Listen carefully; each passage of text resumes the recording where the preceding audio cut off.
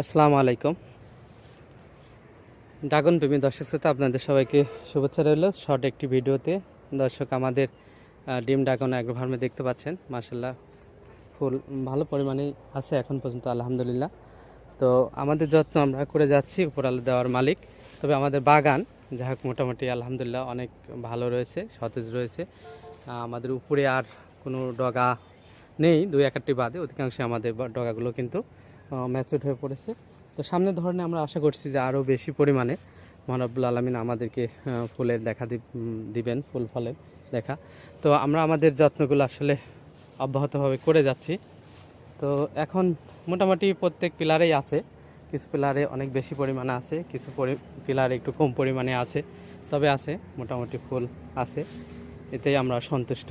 তো আশা করছি সামনে বৃষ্টি হলে বা সামনে যে ফুলের কুড়ি আসবে সেটা আরও বেশি পরিমাণে